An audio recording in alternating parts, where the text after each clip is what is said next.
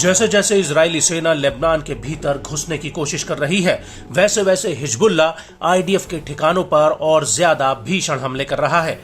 Nasrallah की गैर मौजूदगी में हिजबुल्ला के कमजोर होने का जो अंदाजा आईडीएफ ने लगाया था, वो पूरी तरह से गलत साबित हो रहा है।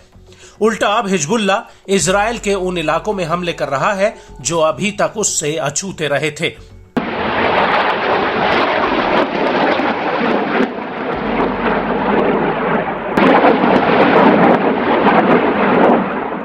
जी हां, हिजबुल्ला ने अब दक्षिणी हाइफा के बिन्यामिना पर एक ड्रोन अटैक किया है, जिसमें 4 सैनिकों की मौत हो गई है, जबकि दर्जनों से ज्यादा सैनिक घायल हुए हैं।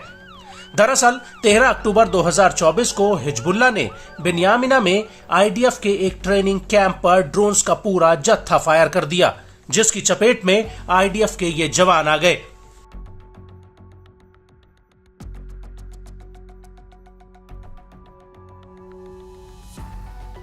इजराइल के मेडिकल इमरजेंसी सर्विस के मुताबिक इस हमले में कम से कम 61 सैनिक घायल हुए हैं।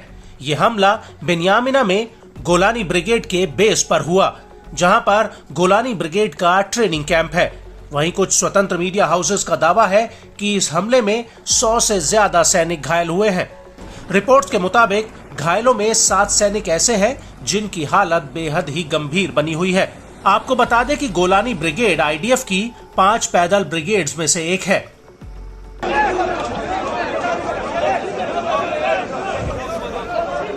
इस हमले को लेकर टाइम्स ऑफ इजराइल ने कहा कि शुरुआती जांच में पता चला कि 2 ड्रोन हिजबुल्ला ने दागे, जो समुद्र से होते हुए इजरायली हवाई क्षेत्र में घुसे। ये दोनों ही ड्रोन मिरसाद ड्रोन्स थे, जिन्हें ईरान में अबाबिल टी के नाम से जाना जाता है। इजरायली मीडिया के मुताबिक हिजबुल्ला का एक drone IDF air defence system को भेदने में कामयाब रहा और फटने से पहले उसने बिन्यामिना बेस पर एक मिसाइल फायर की। इसको लेकर हिजबुल्ला ने कहा कि बिन्यामिना बेस पर जो ड्रोन घुसा वो उन कमरों में जाकर फटा जहां पर दर्जनों आईडीएफ के अधिकारी, वरिष्ठ अधिकारी और जवान मौजूद थे। ये सभी लेबनान पर हमला करने की तैयारी में लगे थे।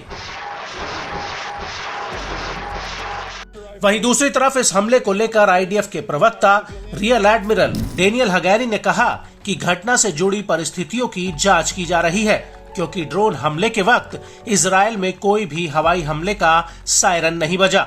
आईडीएफ का इस घटना पर पूर्ण परिचालन नियंत्रण है। हम इसकी जांच करेंगे कि बिना चेतावनियों के ये ड्रोन कैसे घुसा और बेस पर आकर गिरा। युद्ध की शुरुआत से ही इजरायल ने ड्रोन खतरों का सामना किया है। हमें इससे बेहतर सुरक्षा प्रदान करने की जरूरत है। हम घटना की जांच करेंगे, इससे सीखेंगे और सुधार करेंगे।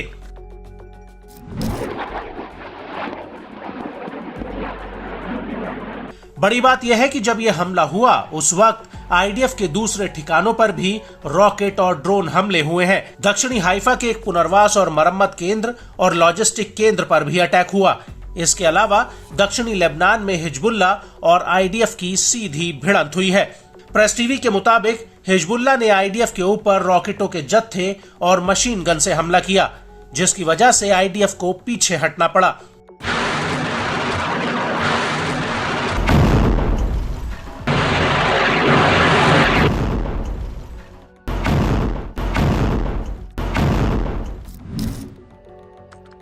हिजबुल्ला का कहना है कि हिजबुल्ला के लड़ाकों ने 5वीं बार आईडीएफ के जमावड़ों को मनारा सेटलमेंट्स में रॉकेटों के जत्थे से निशाना बनाया।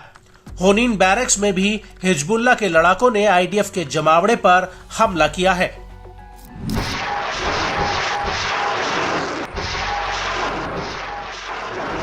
हिजबुल्ला का यह भी कहना है कि जब कफार किला कस्बे के फातिमा गेट के पास आईडीएफ का काफिला गुजरा तो उस पर भी रात करीब 10 बजे भारी गोला बारूद बरसाया गया। इसके अलावा एता अल शहाब में भी इजरायली सैनिकों पर भीषण हमला किया गया। यहां पर हिजबुल्ला के लड़ाकों ने आईडीएफ के ऊपर मशीन गन, रॉकेट्स और गोला बारूद बरसाए।